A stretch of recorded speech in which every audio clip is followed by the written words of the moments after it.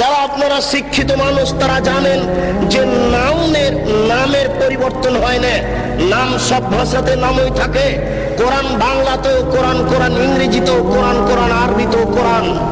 সলাত নামটি কোরআনে আল্লাহ দিয়েছেন, সলাত নামটি হাদিসে আল্লাহর নবী দিয়েছেন। সলাত পরিবর্তন হয়ে নামাজ হলো কেন? কে এর জবাব দিবে? সলাত মানে প্রার্থনা করা, আর নামাজ মানে হচ্ছে উপাসনা করা। সিয়াম মানে হচ্ছে বিরত থাকা, আর রোজা মানে হচ্ছে উপবাস থাকা।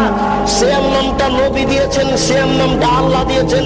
সিয়াম হচ্ছে নাউন, কেন পরিবর্তন হলো এর জবাব কে দিবে?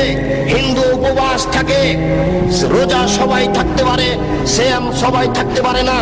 সূর্য ওঠার পূর্ব থেকে ফজরের আজান থেকে নিয়ে সূর্য ডুবা পর্যন্ত খাওয়া পান করা যাবতীয় অপছন্দ কথা ও কর্ম থেকে বিরত থাকার নাম হচ্ছে সিয়াম। মাথায় কাপড় না দিয়ে একটা মহিলা রোজা থাকতে পারে, সিয়াম থাকতে পারে না। যাবতীয় অপছন্দ কথা ও কর্ম থেকে বিরত থাকার নাম হচ্ছে সিয়াম। একজন মহিলা ছোট ব্লাউজ পরে রোজা থাকতে পারে, সিয়াম থাকতে পারে না। একজন ব্যবসায়ী মিথ্যা কথা বলে ব্যবসা করে রোজা থাকতে পারে, সিয়াম থাকতে পারে না। সিয়াম মানে হচ্ছে বিরত থাকা, আর রোজা মানে হচ্ছে উপবাস থাকা।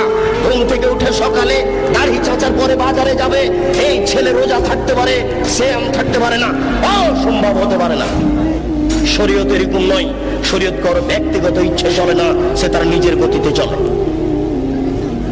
রোজা থাকা সহজ হতে পারে, সিয়াম থাকা সহজ নয়। কে এর নাম দিলে ঈদ মুবারক, এর নাম হচ্ছে ঈদুল ফিতর, ঈদুল আজহা। কি করে হ্যাঁ ঈদ মুবারক। ঈদ মুবারক মানে কি? কে নাম দিল? কে জবাব দিবে? অতএব আল্লাহকে ডাকার সবচেয়ে বড় মাধ্যম হচ্ছে সলাত। সলাতের মাধ্যম দিয়ে আল্লাহকে বেশি ডাকা যায়। মহান আল্লাহ বলেন, হাফিজু আলাস সালাওয়াত ওয়াস সালাতিল উস্তা, তোমরা 5 ওয়াক্ত সালাতকে ঠিক মতো আদায় করো, বিশেষভাবে আসরের সালাতকে ঠিক মতো আদায় করো। নবী করিম সাল্লাল্লাহু আলাইহি সাল্লাম যখন মুআয ইবনে জাবালকে পাঠালেন ইয়ামান দেশে, তখন তিনি বললেন, মুআয মনে রাখো, ইন্নাকা তাতি আহলা কিতাবিন, তুমি যাচ্ছ ইহুদি খ্রিস্টানদের নিকটে দ্বীন প্রচার করতে।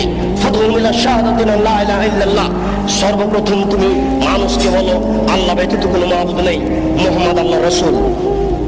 মানুষকে সাক্ষী দিতে হবে আল্লাহ ব্যতীত কোনো মাবুদ নাই।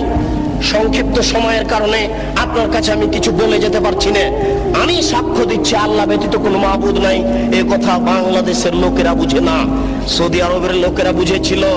সৌদি আরবের লোকের মাবুদ ছিল 360 জন, সৌদি আরবের লোকের নকল আল্লাহ ছিল 360 জন। মুহাম্মদ সাল্লাল্লাহু আলাইহি সাল্লাম বলেছিলেন, না 360 জন মাবুদ চলবে না, একজন উপরে আছে তাকে মানতে হবে। তখন আত্মীয় স্বজন বলেছিল, এ কি যেমন তেমন বোধ, এ কি যেমন তেমন খারাপ। আরে ইহুদি খ্রিস্টানরা তো অন্তত 3 জন মাবুদ মানে, এ বলছে যে 3 জনও নয়, মাত্র একজন সপ্তম আকাশের উপরে থাকে। এটা কি সহ্য করা যায়? একে হত্যা করতে হবে, নইলে বন্দী করতে হবে, নইলে দেশ থেকে তাড়িয়ে দিতে হবে। যে কোনো একটা সিদ্ধান্ত নিতে হবে। তিনি বলেছিলেন লা ইলাহা ইল্লাল্লাহ। তারা বুঝেছিল, আমি বুঝতে পারি না। আমি সাক্ষ্য দিচ্ছি আল্লাহ ব্যতীত কোনো মাবুদ নাই, আমি সাক্ষ্য দিচ্ছি আল্লাহ ব্যতীত কোনো মাবুদ নাই। এই কথা বলার পরে আপনার বাড়িতে যত মূর্তি সাজানো আছে এগুলো একটা রাখা যাবে না।